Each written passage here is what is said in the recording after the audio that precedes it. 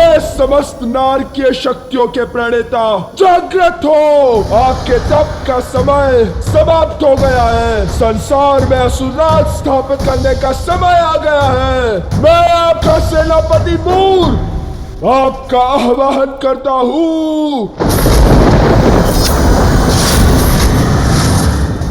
कान्हा, ये मूर किसका सेनापति और ये जागृत किसे कर रहा है?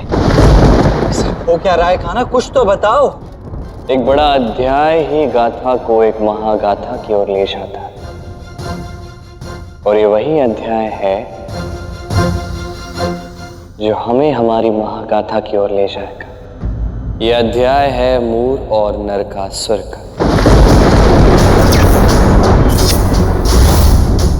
एक ऐसा असुर जो अत्यंत भयानक, क्रूर और शक्तिशाली है।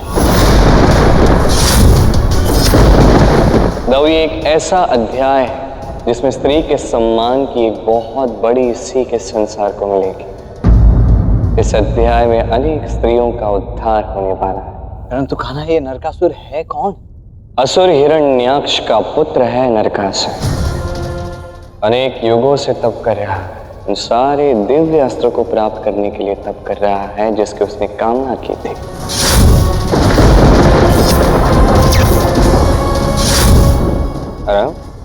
अब उसके इस तप का अंत हो चुका है। क्यों? क्योंकि उससे वो सारे अस्त्र प्राप्त हो चुके हैं जिसकी उसने कामना की थी। तो अब वो क्या करेगा कान्हा? वही करेगा जो एक असुर करता है। समस्त संसार में एक बहुत बड़ी विपदा लाएगा।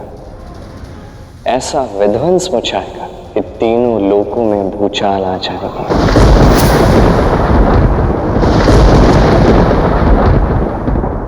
और इसमें तुम कुछ नहीं करोगे? मेरा कार्य है सृष्टि का संचालन करना। इसका अर्थ है कि उचित समय आने पर अपना कर्म करना, ना उससे एक क्षण पूर्व ना उसके एक क्षण बाद। तो मुझे अपना कर्म करने के लिए उचित समय की प्रतीक्षा करनी ही होगी। तो तुम मुझसे क्या अपेक्षा रखते हो? क्या मैं भी अपना कोई कर्म ना करूं, ऐसे ही चुपचाप बैठा रहूं, देखता रहूं ये सब? नहीं, आपको तो कर्म करना है। आपको तो अभी नारद मुनि से मिलना है। वो आ ही रहे होंगे आपसे मिलने के लिए। देवर्षि नारद से पूछ, किंतु क्यों? ये तो आपको स्वयं ही पता लगाना होगा था।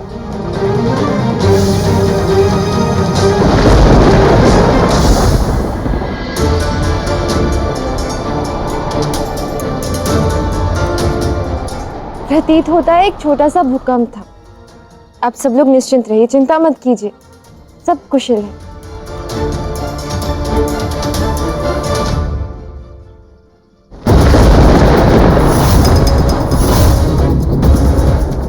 नरकासुर, आपका इस महान पाताल लोक में पुनः स्वागत है।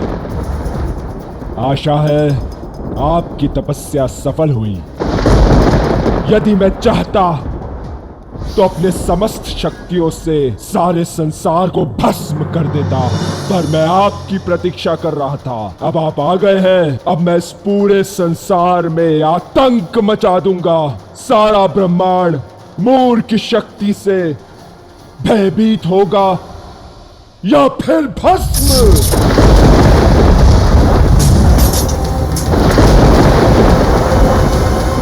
तो जाओ मूर, पाताल लोक को भी सुंदर बनाओ।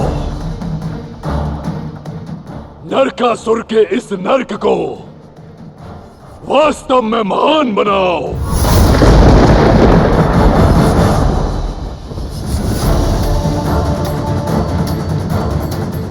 अब समय आ गया है समस्त संसार के नरक बनने का। नरकासुर का नरक।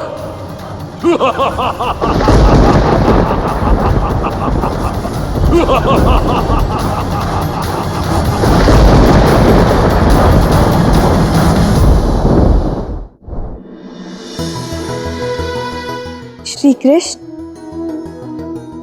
मैं इस पुष्प को यहीं आपके सानिध्य में रखना चाहती हूँ, ताकि आप हर क्षण इसकी मनमोहक और दिव्य सुगंध का आनंद उठा सकें। जैसी आपकी इच्छा रुक्मिणी।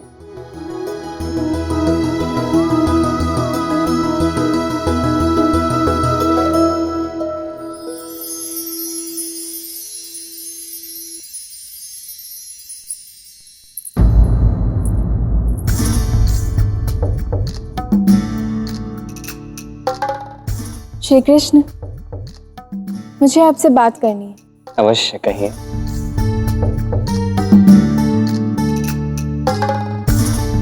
एकांत में करनी है। उचित है, मैं बाहर जाती हूँ। रुक्मिणी, रुक जाइए।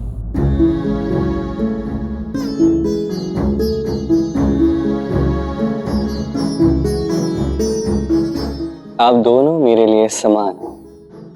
आप दोनों से मैं उतना ही प्रेम करता हूं,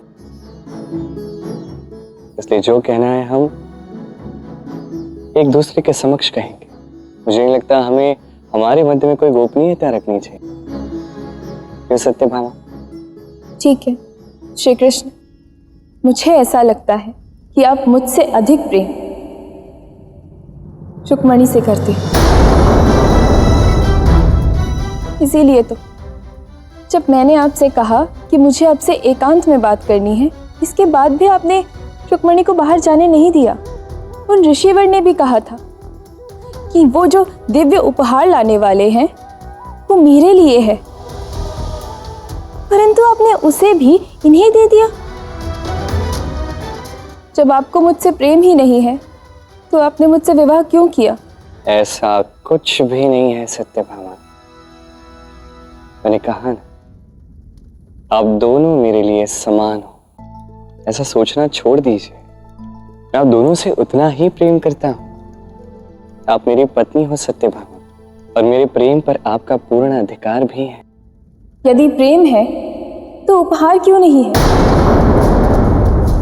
श्री कृष्ण, विवाह के उपरांत प्रथम उपहार पत्नी का अधिकार होता है। क्या मैं अपने उस अधिकार का प्रयोग कर सकती हूँ? अवश्य। श्री कृष्ण, इस समय मेरा मन बहुत उद्विग्न है। ये केवल उपहार पाकर ही शांत हो सकता है। मुझे केवल उसी से प्रसन्नता मिलेगी। सत्यभामा, ये फूल तुम रख लो। नहीं, ये पुष्प मुझे कदापि नहीं चाहिए। देखिए, ये आपका प्रथम उपहार है। मैं मना तो कर नहीं सकता, ना मैं करूंगा। अब कहिए, आपको चाहिए क्या? श्री कृष्ण, मुझे ये पुष्प नहीं, इस पुष्प का पूरा वृक्ष चाहिए।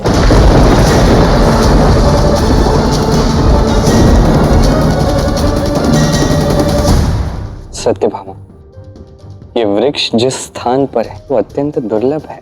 वहां से उसे यहाँ लाना उचित नहीं होगा। सत्यभामा, कुछ और मांग लो। नहीं श्री कृष्ण, जब आप स्यमंतक मणि को लौटाकर ला सकते हैं तो क्या ये वृक्ष नहीं ला सकते?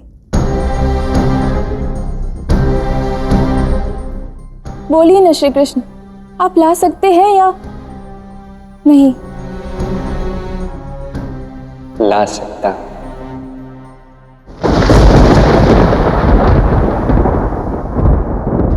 किंतु सोच लीजिए सत्यभामा, यदि मैंने आपके लिए पारिजात का यह वृक्ष ला दिया, तत्पश्चात आपका विश्वास तो हो जाएगा ना कि मैं आपसे प्रेम करता हूँ। ये विश्वास कभी टूटेगा तो नहीं? यदि आप मेरे लिए ये दुर्गम कार्य करेंगे तो आपका मेरे प्रति प्रेम सिद्ध हो जाएगा। तत्पश्चात ये विश्वास कैसे टूटेगा? आपको पूर्ण विश्वास है सत्यभामा? श्री कृष्ण, मुझे पूर्ण विश्वास है। उचित है।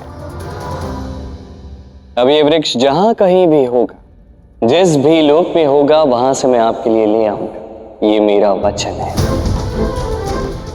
क्योंकि हर स्त्री के आत्मसम्मान का मान रखना मेरा कर्तव्य है।